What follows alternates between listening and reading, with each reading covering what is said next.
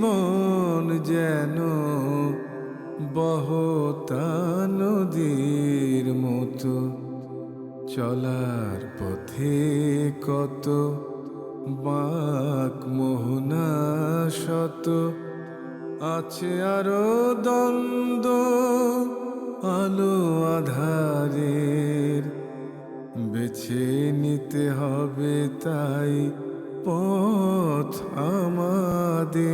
আসসালামু আলাইকুম। প্রিয় দর্শক, আপনারা যারা দেশে আছেন প্রবাসে, সবাইকে জানাই অনেক অনেক প্রীতি ও শুভেচ্ছা। শুরু হলো অ্যান্টিবাই আয়োজিত এবং লাভ হলো নিবেদিত টক শো আলোকপাত। আমাদের আজকের বিষয় আমাদের গৃহ। আপনাদের সাথে আছি আমি জয়নুল আবেদিন আজাদ। আর আজকে আমাদের মাঝে অতিথি হিসেবে উপস্থিত আছেন বিশিষ্ট আলেম ডক্টর মোহাম্মদ জাকারিয়া নূর। আসসালামু আলাইকুম রহমতুল্লাহি বারাকাতুহু। প্রিয় দর্শক, গৃহ আমাদের কাছে খুবই পরিচিত এবং প্রিয় শব্দ। আমরা তো গৃহী, সন্ন্যাসব্রত আমাদের কাম্য নয়। কিন্তু আমাদের গৃহের রূপটা কেমন হওয়া উচিত? আমরা কেমন গৃহ চাই? কাঙ্ক্ষিত গৃহের অনুকূলে আমাদের কী করা উচিত, কি বর্জন করা উচিত, এ বিষয়ে আমরা কতটা সচেতন? এসব বিষয় নিয়ে আমাদের আজকের টক শো আমাদের গৃহ। শুরুতে ডক্টর মোহাম্মদ জাকারিয়া নূর, আপনার কাছে জানতে চাইব আমাদের জীবনযাপনে গৃহের গুরুত্ব কতটা? আলহামদুলিল্লাহ, ওয়াসসালাতু ওয়াসসালামু আলা রাসূলিল্লাহ। আমাদের জীবনযাপনের সাথে গৃহের গুরুত্ব মানেই হলো গৃহ ছাড়া আমার জীবনের কোনো মূল্যই নেই।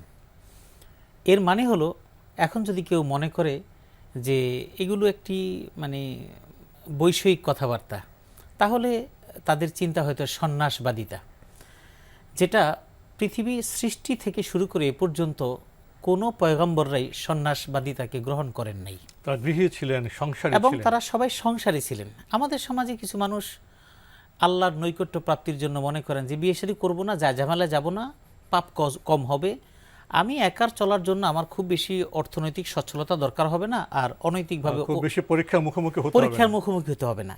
কিন্তু আসল বিষয়টা এখানেই পরীক্ষার বিষয়, অর্থাৎ এখানেই ধর্ম, এখানেই দিন। হ্যাঁ, কারণ হলো আমার যখন সন্তান আমাকে বলবে যে আমার কালকে স্কুলের বেতন লাগবে, 2-3 হাজার টাকা জমে গেছে, আমার এখন নাই, এখন আমি কোনভাবে এটা উপার্জন করব, হালাল না হারাম, এখানেই আমার পরীক্ষাটা।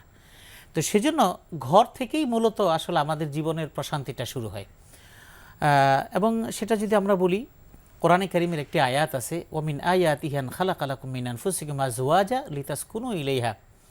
এই যে স্বামী এবং স্ত্রীর পারস্পরিক যে সম্পর্কটা, আদম আলাইহিস সালাতু ওয়াস সালামকে, এটা সকলেই জানি আমরা, আদম আলাইহিস সালাতু ওয়াস সালামকে সৃষ্টি করেছেন আগে মাটি থেকে, কি কি প্রক্রিয়া সেটা আমরা জানি। সৃষ্টি করে আদম আলাইহিস সালামকে ছেড়ে দিয়েছেন, কিন্তু নিদারুণ নিঃসঙ্গতা, আদম আলাইহিস সালামের কি যেন একটা নেই, কি যেন একটা নেই, একটা শূন্যতা।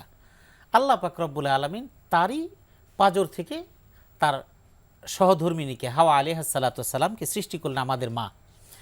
তো এই যে যখন তাদের মধ্যকার প্রাথমিক যে পারস্পরিক একটি সম্পর্ক, বন্ডিং স্বামী এবং স্ত্রী, তার দ্বারা আল্লাহ পাক রব্বুল আলামিন বুঝিয়ে দিলেন যে আসলে এককভাবে সন্ন্যাসবাদিতা করে আসলে জীবনের পূর্ণতা এবং প্রশান্তি এটা পরিপূর্ণ আসবে না।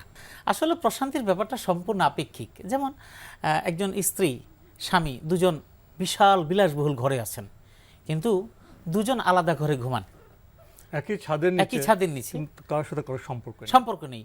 তারা খাবারের টেবিলে তারা খান, যার যার মতো খাবার রেডি করা থাকে, তৃতীয় কেউ হয়তো খাবার সার্ভ করে দিচ্ছে, মেহমান আসলে সৌজন্যতা দেখান, কেউ বুঝতে দেয় না। তাহলে এটা তো আসলে পারিবারিক বন্ডিং হলো না, এটা সংসার হলো না। জি, এটাই তো। আদম আলাইহিস সালাতু ওয়াস সালাম, হাওয়া আলাইহিস সালাতু ওয়াস সালাম দুজনকে যখন আল্লাহ পাক বানিয়ে তারপর বললেন, তুমি এখানে উসকুন আনতা ওয়া যাওজুকাল জান্নাহ, এরপর দুজনকে থাকার ব্যাপারে বলে দিলেন, এরপর বাকি ইতিহাস অন্য। এরপরে আমি আসি যে ওই আয়াতের ব্যাখ্যায় যে মিন আনফুসিকুম আজওয়াজা, এই যে স্বামী এবং স্ত্রীর বন্ডিংটা, আমি এটার একটা গ্রাউন্ড বললাম যে আদম এবং হাওয়া আলাইহিমা সালাতু ওয়াস সালাম, একটি রূপায়ণ, একটি রসায়ন যেটা আমরা বলি এখন, অর্থাৎ গৃহ অথবা একটি মানে পারিবারিক এখানে একটা কেমিস্ট্রি আছে। হ্যাঁ কেমিস্ট্রি, এই কেমিস্ট্রিটা তৈরি হওয়ার জন্য আল্লাহ পাক রব্বুল আলামিন স্বামী এবং স্ত্রীর বন্ডিং দিয়ে দিয়েছেন, ঘর হবে।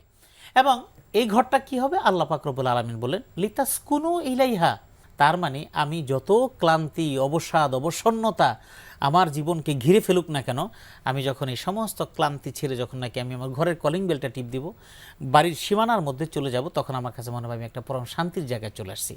এরপরে যখন আমি ঘরে যাব, তখন আমার স্ত্রী আমার প্রতি, আমার পক্ষ থেকে তার প্রতি যে পারস্পরিক একটি সৌহার্দ্যপূর্ণ একটি ভাবের আদান প্রদান, আল্লাহ পাক রব্বুল আলামিন বলছে এটা এই জন্য দিয়েছি তোমাদের মধ্যে, যাতে করে তোমরা তার কাছে গেলে সেই প্রশান্তিটা অনুভব করতে পারো।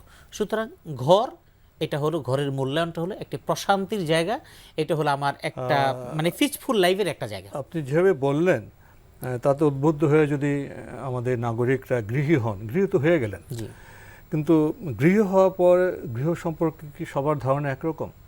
অনেকে মনে করে মোটেই না। গৃহ সারাদিন কাজকর্মে এসে রাতে শোবো, এখানে খাওয়া দাওয়া হতে হবে, রেস্ট নিতে হবে, নানা রকম ধারণা গৃহ সম্পর্কে। আবার অনেকে মনে করে না, গৃহ তো একটি প্রতিষ্ঠান, গৃহে যার ব্যবস্থাপনার দায়িত্ব, যিনি গৃহের কর্ত্রী, তাকে জ্ঞান সমৃদ্ধ হতে হবে, তাকে পারঙ্গম হতে হবে এবং তাকে সেভাবে সম্মান দিতে হবে। নানা রকমের ধারণা আছে গৃহ সম্পর্কে। তো ইসলাম এই গৃহের স্বরূপ সম্পর্কে, রূপায়ণ সম্পর্কে আমাদের কি বার্তা দিয়েছে? বিষয় হলো আমরা মনে করি নিই পরিবারটা হলো এমন একটা রাতে ঘুমানোর জায়গা। আমি রাতের বেলা যাব, আমি খাবার দাবার খেয়ে ঘুমিয়ে পড়বো, সকাল ঘুম থেকে উঠে চলে আসবো, না, এটা পরিবার না। রাসূলুল্লাহ সাল্লাল্লাহু আলাইহি সাল্লামের যে নির্দেশনা, সেটা হলো রাসূলুল্লাহ সাল্লাল্লাহু আলাইহি ওয়াসাল্লাম আসর নামাজের পরে মাগরিবের সময় পর্যন্ত তিনি পরিবারকে সময় দিতেন। এশার নামাজ মসজিদে পড়া হয়ে যেত, নামাজ পড়ে তিনি শুয়ে পড়তেন। আমাদের অর্থনৈতিক তৎপরতাটা বৃদ্ধি হওয়ার কারণে আমাদের সিস্টেমও পরিবর্তন, আমরা বাসা থেকে বের হই 12টায়, বাসায় ঢুকি আবার 12টায় কিংবা 11টায়। তো এতে করে বন্ডিং, পারিবারিক যে বন্ডিং তৈরি হয় সেটা হচ্ছে না। আমাদের সমাজে আমরা কিছুদিন পরে বলি কি আমার ছেলেটা বকে গেল। বকে গেল কারণটা কি? পরে স্কুল থেকে অভিভাবককে ডাকে, স্কুল থেকে অভিভাবককে ডাকে, অভিভাবক বাবার আসার সময় নেই, তো বাধ্য হয়ে মা যাচ্ছেন। আসলে মা বাবা দুজনের একজনকে যাওয়া দরকার, ঠিক আছে, কিন্তু এমন কিছু বিষয় আছে যে বিষয়টা বাবার জানা দরকার ছিল, কিন্তু বাবা বরাবরই তিনি বলছেন এ ব্যাপারে আমার কোনো নেই, টাকা পয়সা কী লাগবে বলো আমি দিয়ে দিচ্ছি, তিনি দায় এড়িয়ে যাচ্ছেন। কিন্তু সন্তান বাবার যে স্নেহ, মমতা, ভালোবাসাটা পাচ্ছে না, শাসনও পাচ্ছে না, একতরফা মায়ের কাছ থেকে শাসন পাচ্ছেন। মা যখন বেশি শাসন করছেন, শাসন করতে গিয়ে আরেকজনের কাছ থেকে আদর পাওয়া দরকার ছিল, সেটা জায়গা নেই। তো যে কারণে তার মনটা খারাপ হয়ে থাকে, মায়ের প্রতি তার বিতৃষ্ণ ভাব চলে আসে, বাবার কাছে বলার মতো সুযোগ নেই। এক পর্যায়ে তার ভিতরে সৃষ্টি হয়, দূর আমার বাবা শুধু টাকা টাকা চিনে আর আমার মা আমাকে শুধু শাসন করে, বাবাও ভালো না আমাকে সময় দেয় না, মা ভালো না আমাকে অতিরিক্ত শাসন করে। তখন সে শান্তির জায়গা খুঁজে বন্ধু বান্ধবের কাছে, তখন কখনো কখনো ড্রাগের মধ্যে সম্মান বোধ থাকার কথা ছিল, জি, পিতা মাতার প্রতি যে শ্রদ্ধা থাকার কথা ছিল, পিতা মাতার থেকে যে নসিহত নেওয়ার কথা ছিল, এই মৌলিক জায়গায় তখন একটা ভাঙন সৃষ্টি হয়। অথচ সিস্টেমটা ছিল এরকম, বাবা যে কাজই করুন না কেন তিনি অন্ততপক্ষে আমাদের যে খাবারের সিস্টেমটা, সন্তানকে পরিগঠন করা তো তার মূল দায়িত্ব। জি, এখন খাবার টেবিলে অন্ততপক্ষে বাচ্চাদেরকে নিয়ে একসাথে খেতে বসা দরকার। খাবার টেবিলে খাবার খাওয়ার পরে একটু সময় পাবে, এক সময় ডাকবে, ছেলেকে ডাকবে, মেয়েকে ডাকবে, যে মা তোমার কি খবর, তোমার স্কুলের কি খবর, পড়ালেখার কি খবর, তোমার স্যার কি ঠিক মতো আসে কিনা। আবার ছেলেকে এক সময় ডাকলো, কোনো যদি বিষয় ছেলের বলার থাকতে পারে, মেয়ের বলার থাকতে পারে, এই বিষয়গুলো যখন শেয়ার করার সুযোগ পাবে, তখন বাবাকে মনে করবে সে আমার সবচেয়ে ভালো বন্ধু, মাকে মনে করবে সবচেয়ে ভালো বন্ধু। এই কথা তো ইসলামের বাইরে না। রাসূলুল্লাহ সাল্লাল্লাহু আলাইহি ওয়াসাল্লাম গৃহে শুধু অর্থ সম্পদ, খাদ্য নয়, গৃহে সময় দেওয়া, সময় বর্তন করাও একটি গুরুত্বপূর্ণ বিষয়। শাসন করা তারই সাজে, সোহাগ করে জেগো। এখন শাসনের কথা বলি, সোহাগের কথা বলি, সেখানে তো সময় প্রয়োজন। আপনি বিরতির আগে বলছিলেন যে পিতা সন্তানকে সময় দিতে চান না। আমরা এই সময়টা দিতে না পারার কারণে আমার সন্তানের অনেক না বলা কথা হয়তো আমার সাথে শেয়ার করতে চাইতো, কিন্তু আমি সেই শেয়ার করতে পারছি না। তো এখন রাসূলুল্লাহ সাল্লাল্লাহু আলাইহি ওয়াসাল্লামের প্রসঙ্গ আমি টেনে এনেছি। এখন রাসূল সাল্লাল্লাহু আলাইহি ওয়াসাল্লামের আদর্শটা কেমন ছিল? ফাতিমা রাদিয়াল্লাহু তাআলা আনহা সম্পর্কিত যে একটি হাদিস বর্ণিত আছে যে রাসূলুল্লাহ সাল্লাল্লাহু আলাইহি ওয়াসাল্লাম যখন ফাতিমা রাদিয়াল্লাহু তাআলা আনহার গৃহে যেতেন, তখন ফাতিমা রাদিয়াল্লাহু তাআলা আনহা দাঁড়িয়ে বাবাকে একটু মানে সাদর সম্ভাষণ জানিয়ে তার হাতটা ধরতেন। এভাবে হাত ধরে বাবাকে হাত ধরে নিয়ে এসে তারপরে বসছে। কারণ আমাদের মতো এত তো সোফা, এই বিশাল বড় ড্রয়িং রুম এমন তো ছিল না, ছোট্ট একটা ঘর, খুবই সাদামাটা জীবন সাদামাটা।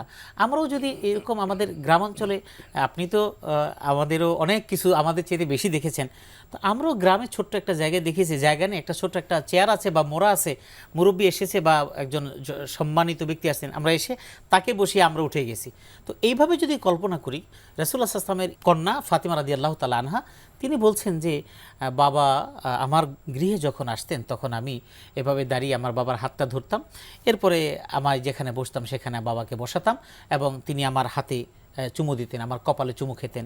আবার ঠিক আমি যখন আমার বাবার কাছে যেতাম, অর্থাৎ রাসূলুল্লাহ সাল্লাল্লাহু আলাইহি ওয়াসাল্লামের কাছে, অর্থাৎ তার গৃহে যখন যেতেন, আল্লাহ রাসূল সাল্লাল্লাহু আলাইহি ওয়াসাল্লাম তার হাতটা ধরতেন, আবার তার কাছে তার বসার জায়গায় বসাতেন এবং তাকে চুমু খেতেন, অর্থাৎ তার হাতে চুমু খেতেন, কপালে চুমু খেতেন।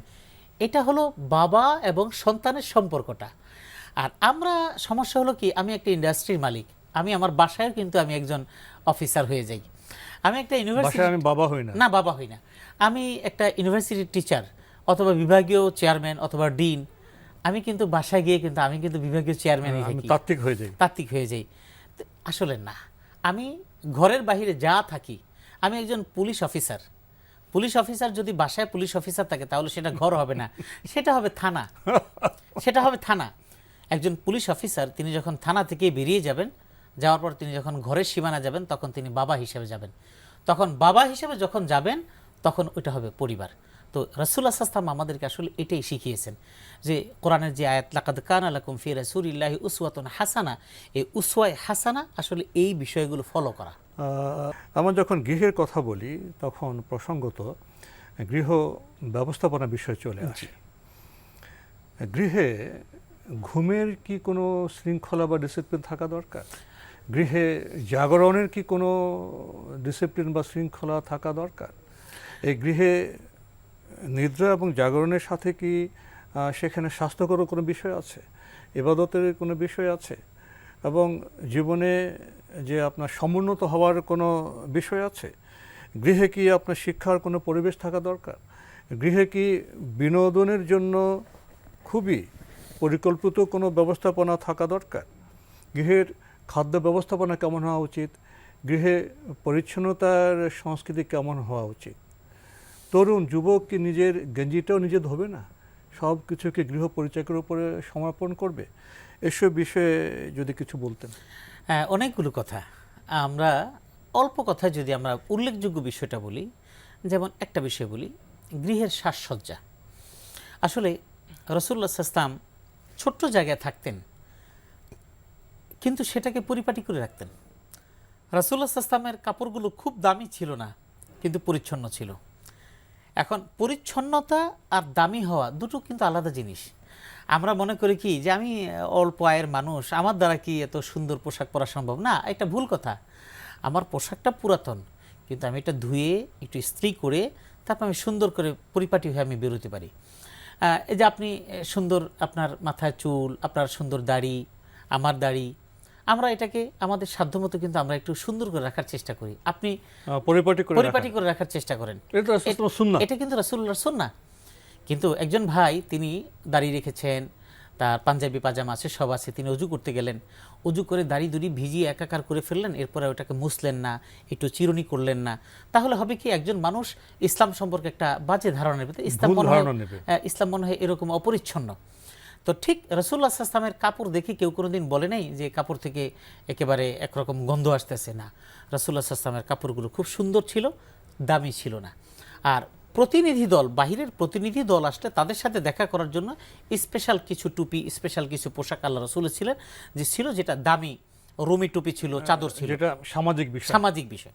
তো সুতরাং আমার গৃহে আমি যখন আমি যেই বিছানাটার মধ্যে থাকছি, আমি ঘুম থেকে ওঠার পরেই আমি কিছু না পারি, আমার গায়ে যদি একটা কাঁথা থাকে শীতের দিনে অথবা গরমের দিনে যদি কিছু না থাকে, আমি অন্ততপক্ষে ঘুম থেকে ওঠার পর আমার বালিশটাকে জায়গা মতো রেখে চাদরটাকে টান দিয়ে একটু সুন্দর পরিপাটি করে, এতে করে কিন্তু এই রুচিবোধের পরিচয় হয় এবং আমার সুন্দর লাগে। পরিচ্ছন্নতার কথা বললেন, সৌন্দর্যের কথা বললেন, আমি আরেকটি প্রশ্ন আপনাকে করেছিলাম, গৃহে কি ঘুমে যাওয়ার কোনো সময় ঠিক থাকা উচিত? জি। ওটা ঠিক উচিত? এটা কি কোনো মৌলিক বিষয়? অবশ্যই মৌলিক বিষয়, এবং আজকের বিজ্ঞান এটা জোরালোভাবে বলছে এবং বিজ্ঞান গবেষণা করে বের করছে, যারা নাকি সকালবেলা দীর্ঘ সময় ঘুমোয় তাদের শারীরিক বিভিন্ন ক্ষতি সৃষ্টি হয় এবং বিভিন্ন ধরনের রোগ তাদের ভিতরে বাসা বাঁধে। এটা তো বলা হয় রাত 10টা থেকে 2টাই হলো ঘুমের শ্রেষ্ঠ জি, সময়। এবং ডাক্তার এখন কিন্তু একথা বলে সব রোগী যারা নাকি ডায়াবেটিস পেশেন্ট, অন্যান্য আরও অনেক রোগের রোগী, তাদেরকে বলে যে আপনারা রাতের বেলা খাবারটা 9টার মধ্যে খেয়ে ফেলবেন। এখন অনেকে আমাদের তো বলে সন্ধ্যার পর খেয়ে ফেলবেন। হ্যাঁ, সন্ধ্যার পর খেয়ে ফেলবেন, সর্বোচ্চ 9টা, যেহেতু আমরা ঘুমাই 11টা 12টায়। কিন্তু মূল মানে আইডিয়াল মানে ফুড প্ল্যানিং সেটা হলো সন্ধ্যার মাগরিব নামাজের পরপরই। রাসূলুল্লাহ সাল্লাল্লাহু আলাইহি ওয়াসাল্লাম এশার নামাজের পরেই ঘুমিয়ে পড়তেন। কারণ কি, রাসূলুল্লাহ সাল্লাল্লাহু আলাইহি ওয়াসাল্লামের খাবার খাওয়ার পরে ওই যে 40 কদম হাঁটার ব্যাপারে বলা হয়েছে, ডাক্তার এখন বলে আপনি খাওয়ার পরে আধা ঘন্টা হাঁটবেন, 25 মিনিট হাঁটবেন, অথবা 2 ঘন্টা আপনি 2 ঘন্টা আগে খাবার খাবেন। এটা সায়েন্স এখন আবিষ্কার করছে যে রাসূলুল্লাহ সাল্লাল্লাহু আলাইহি ওয়াসাল্লাম যেটা বলেছেন এটা বিজ্ঞানসম্মত। সকালবেলা ঘুম থেকে ওঠা, মোরগ ডাক দেয়, এটা কিন্তু ন্যাচারাল। মোরগটা যখন ডাক দেয় তখন কিন্তু পাবলিকের ঘুম থেকে জাগার টাইম। এখন শহর কেন্দ্রিক আমরা মুরগির ডাক পাই না। রাসূলুল্লাহ সাল্লাল্লাহু আলাইহি ওয়াসাল্লাম বুখারীর একটা হাদিস, যে যখন তোমরা মোরগের ডাক শুনবে তখন তোমরা কিন্তু ওই তার উপর রাগ করবে না। লা তাসুব্বু সিয়া হাদ্দিকা, তোমরা এই মোরগের ডাক দেখে ডাক শুনে তোমরা কিন্তু গালিগালাজ করো না, রাগ হয়েও না। কারণ হলো এটা ফাইন্নাহা রাআতিল মালাইকা, কারণ মোরগ ও ফেরেশতাদেরকে দেখতে পায়। ওই যে ডাক দেয়, এই ডাক দেওয়ার মানে ভোর হয়েছে, এখন আপনার আমার জাগার টাইম। যখন আমরা জাগি না, কিন্তু এখনও গ্রামাঞ্চলে মানুষ কিন্তু ওই সময় ওঠে, এবং যখন অসুস্থ হই তখন ডাক্তার বলে আপনি ঠিক ভোর 5টার সময় আপনি হাঁটতে বেরোবেন, 40 মিনিট হাঁটবেন। তখন কিন্তু আমি ভোরে উঠি, কেন? আমি সুস্থ থাকতে হবে। অথচ এটাই রাসূলুল্লাহ সাল্লাল্লাহু আলাইহি ওয়াসাল্লামের আদর্শ ঘুম থেকে জাগার টাইম। তাহলে গৃহে আমাদের পরিচ্ছন্নতা কাজ করতে হবে, গৃহে স্বাস্থ্যসম্মত এবং সুন্নসম্মত নিদ্রার যে সময়, ওঠার যে সময়, সেটা আমাদের পালন করতে হবে। খাদ্য গ্রহণের যেটা সুন্নসম্মত সময়, যেটা বিজ্ঞানসম্মত সময়, সেটা আমাদের পালন করতে হবে। এবং পরিষ্কার পরিচ্ছন্নতায় আমাদের নিজেদের অবদান রাখতে হবে, নিজের কাজটা নিজে করার চেষ্টা করতে হবে। এবং বিনোদনের বিষয়টা দেখা যায় প্রত্যেকের বাসায় একটা যে টিভি আছে, সেখানে এখন শত শত চ্যানেল, রিমোট থাকে, যাও যখন ইচ্ছা সেটা দেখে। কিন্তু যেমন সব খাদ্য সবার জন্য পাচ্য হয় না, স্বাস্থ্যপ্রদ হয় না, ঠিক তেমনি আবার সব খাদ্য আসলে সুখাদ্য নয়। তো বিনোদনের যে পণ্য, যে আপনার খাদ্যটা, সেটা কি আমাদের বিবেচনাবোধ থাকতে হবে এখানে না? একটা বিষয়, আসলে ডিভাইস কেন্দ্রিক যে বিনোদনটা, মোবাইলের ডিভাইস অথবা টেলিভিশন বলি, যে কোনো যন্ত্র বলি, এই বিনোদনটা কিন্তু আর্টিফিশিয়াল বিনোদন। এটা আমি একটা হাসির একটা অনুষ্ঠান দেখে আমি কিছুক্ষণ হাসলাম, এটা হলো আর্টিফিশিয়াল বিনোদন। কিন্তু যখন নাকি আমি আমার পরিবার নিয়ে বসছি, খাচ্ছি, তখন একটা হাসির কথা বলছি, তখন আমার সন্তান হাসতেছে আর বলতেছে যে আব্বু তুমি কি করলে এরকম, আমার স্ত্রী আমাকে নিয়ে হাসতেছে, আমি আমার স্ত্রী কাণ্ড কারখানা নিয়ে হাসতেছি। এই যে প্রাণবন্ত ভাবটা, এটা হলো আমাদের বিনোদন। রাসূলুল্লাহ সাল্লাল্লাহু আলাইহি ওয়াসাল্লাম, স্বাভাবিক বিনোদন। হ্যাঁ, রাসূলুল্লাহ সাল্লাল্লাহু আলাইহি ওয়াসাল্লাম ঘরের মধ্যে এই বিষয়গুলো, অর্থাৎ তিনি সন্তান, তার স্ত্রী, তাদের কাছে সময় দিতেন, তাদেরকে নিয়ে। রাসূলুল্লাহ সাল্লাল্লাহু আলাইহি ওয়াসাল্লামের জীবনী তো আমরা পাই, এবং অনেকেই এটা জানি যে ঘরের মধ্যে স্ত্রীর কাজের ক্ষেত্রে অনেক ব্যাপারে সহায়তা করতেন। এটা একটা বিনোদনের পাঠ। আর আমি সর্বশেষ একটি কথা, হয়তো আপনার সময় কম, আমি বলতে চাই, সেটা হলো এই যে রাসূলুল্লাহ সাল্লাল্লাহু আলাইহি ওয়াসাল্লামের গৃহকেন্দ্রিক একটি বিষয় আছে। রাসূলুল্লাহ সাল্লাল্লাহু আলাইহি ওয়াসাল্লাম বলছেন, তুমি যখন সফরে বের হবে, বাহিরে বের হবে, তখন তুমি বাসায় যাওয়ার সময়, বাড়িতে, এখন তো মোবাইলের যুগ, ওই সময় তো এটা ছিল না, 1 মাস 2 মাসের জন্য বের হয়ে গেছে, তোমার এই যাওয়ার ব্যাপারে তোমার খবরটা তোমার ঘরে দিয়ে দিবে। এটা কেন? এটা আমরা যখন এখন এই যান্ত্রিক জীবনে আছে, আমি ঘর থেকে বেরিয়েছি, আমি বললাম যে আমি সন্ধ্যার সময় বাসায় ফিরবো, তাহলে আমার ঘরে বুঝবে আমি সন্ধ্যার সময় বাসায় ফিরবো। তার মানে কি? তার মানে আমি ঘরে যখন ফিরবো তখন আমার ঘরটা যেন পরিপাটি থাকে, একটা ব্যবস্থাপনা থাকবে। অর্থাৎ ঘরে ঢুকে যা আমি যেখানে একটু বসবো, যে দেখলাম বিছানার উপর অনেকগুলো কাপড়, সোফার কাপড়টা এলোমেলো হয়ে আছে, হাঁড়ি পাতিলগুলো ডাইনিং টেবিলের উপরে একদম একাকার হয়ে আছে, তখন বিশ্রী অবস্থা। এখানে একটা ইনফরমেশন থাকতে হবে, দেওয়া দরকার যে পরিচ্ছন্ন, শেষ মুহূর্তে চলে এসেছি। শেষে যদি এক বাক্যে বলতেন যে গৃহ নিয়ে আমরা এত কথা বললাম, গৃহী হিসেবে আমরা এত কথা বললাম, সেই গৃহ থেকে বের হবার কি কোনো দোয়া আছে? আর গৃহে প্রবেশ করার কি কোনো দোয়া আছে? এবং এর দোয়ার তাৎপর্য কি? আসলে গৃহে প্রবেশের দোয়া, বের হওয়ার দোয়া, এটা তো আছেই। আমরা এখান থেকে বললে অনেকে স্মরণ রাখতে পারবে না। সুন্নাহ ভিত্তিক যে সমস্ত দোয়ার বইগুলো আছে সেগুলো থেকে ইনশাআল্লাহ ওনারা, যেমন হিসনুল মুসলিম গ্রন্থে এটা রয়েছে, এবং সাহায্য নিতে পারেন। এখন বর্তমানে তো অনেক বইপত্র পাওয়া যায়, যেমন ইমাম নববী রাহিমাহুল্লাহ তাআলা আল আজকার, এটার অনুবাদ হয়েছে, এটাও পাওয়া যায়। এরকম আরো অনেক তথ্যবহুল নির্ভর তথ্য ভিত্তিক কিতাব আছে, সেখান থেকে। মৌলিকভাবে আমি যখন ঘর থেকে বের হব, আমার প্রথম কাজ হলো, আমি যখন ঘর থেকে বের হব, যেটা আমরা একটা হাদিসে জানি, সেটা হলো আল্লাহ রসুল বলছেন, তুমি ঘর থেকে বের হওয়ার সময় তুমি তোমার সন্তান এবং পরিবার যারা আছে তাদেরকে তুমি সালাম দিয়ে বের হবে। এতে করে কি, এদেরকে আমি নিরাপত্তার মধ্যে, দোয়ার মধ্যে আমি রেখে গেলাম, তারাও আমাকে সালাম দিবে। এটার দ্বারা ফায়দা হলো, আমি যখন আমার স্ত্রীকে সালাম দেবো আসসালামু আলাইকুম, তখন আমার স্ত্রী আমাকে সালাম দিবে। এটা দেখে দেখে আমার সন্তানরা শিখবে, দেখা যাবে একসময় সন্তানরা আমাকে সালাম দিবে। আমি যখন ঢুকবো তখন, আর বের হওয়ার সময় হাদিসের মধ্যে যেটা আছে, সংক্ষিপ্ত যে দোয়াটা আছে, সেটা হলো বিসমিল্লাহি তাওয়াক্কালতু আলাল্লাহ, এটা আছে, এবং আত্তুকলানু আলাল্লাহ, বিভিন্ন বর্ণ আছে, আমরা এটা সহজে পারি। সুতরাং আমি আমার সফরটা, আমি আমার বাহিরে বের হওয়াটা আল্লাহর নির্ভরতার উপরে আমরা ছেড়ে দিতে চাই। কারণ আসলে আমাদের রাস্তাঘাটের জীবনযাপনের যে একটা অনিয়ন্ত্রিত, এবং আমাদের একেবারে আমাদের জীবন পরিচালনাটা যেখানে খুবই রিস্কি হয়ে যাচ্ছে, সেখানে আমার আল্লাহর হেফাজতের মধ্যে আমার, এরপর যখন আমি ঘরে ঢুকবো, ঢুকার সময় আমি সেখানে সালাম দিয়ে ঢুকবো, দোয়া পরে ঢুকবো। এতে করে হবে কি, আমার পরিবারের মধ্যে একটা ইসলামী আবহ তৈরি হবে, এবং দোয়া এবং বরকতের একটা পরিবেশ তৈরি হবে। আল্লাহর সাহায্য, ফেরেশতার সাহায্য আমরা পাবো। অনেক কথা ছিল, সময় শেষ করতে হচ্ছে। ডক্টর মোহাম্মদ জাকারিয়া নূর, আপনি কষ্ট করে আমাদের স্টুডিওতে এসেছেন, সময় দিয়েছেন, সেজন্য আপনাকে অনেক ধন্যবাদ। আপনাকে অনেক অনেক ধন্যবাদ। প্রিয় দর্শক, আমরা দেখছিলাম এনটিভি আয়োজিত এবং লাভ হলো নিবেদিত টক শো আলোকপাত। আমাদের এই অনুষ্ঠান আপনারা এনটিভি অনলাইনেও দেখতে পারবেন, ভিজিট করুন www.ntvbt.com। এছাড়া ইউটিউবে এবং আমাদের ভেরিফাইড ফেসবুক পেজে অনুষ্ঠান দেখতে পারবেন। আজকে আমাদের বিষয় ছিল আমাদের গৃহ। গৃহ শুধু একটি কাঠামো নয়, গৃহ শুধু খাদ্য গ্রহণ এবং নিদ্রার জায়গা নয়, গৃহ একটি প্রতিষ্ঠান। যিনি গৃহিণী, তিনি গৃহের কর্ত্রী, তার মর্যাদা আছে, তার জ্ঞানভিত্তিক দায়িত্ব আছে। যারা পুরুষ, তাদেরকে বিষয়টি উপলব্ধি করতে হবে। গৃহে সাংস্কৃতিক পরিবেশ থাকবে, শিক্ষার পরিবেশ থাকবে, শৃঙ্খলা থাকবে। কখন ঘুমোতে যাব, কখন জাগ্রত হব। গৃহে কর্মবন্টন হবে, কেন কোনো মানুষের উপর অতিরিক্ত কাজের চাপ থাকবে। আমরা কি শেয়ারিং এবং কেয়ারিংয়ের চেতনায় গৃহকে আমরা আনন্দে উৎফুল্লে ভরে দিতে পারি না? পারি, যদি আমরা সুন্নাহসম্মত জীবনযাপন করি। পারি, যদি আমার নবী ইসলামের গৃহী জীবনের উদাহরণগুলো আমরা জানতে পারি। সেদিকে আজকের আমাদের আহ্বান। প্রিয় দর্শক, মহান আল্লাহ আমাদের সবাইকে নিরাপদে রাখুন শান্তিতে। আসসালামু আলাইকুম। চলার পথে কত বাঁক মোহনা শত, আছে আরো দ্বন্দ্ব আলো আধারের, বেছে নিতে হবে তাই পথ আমাদের।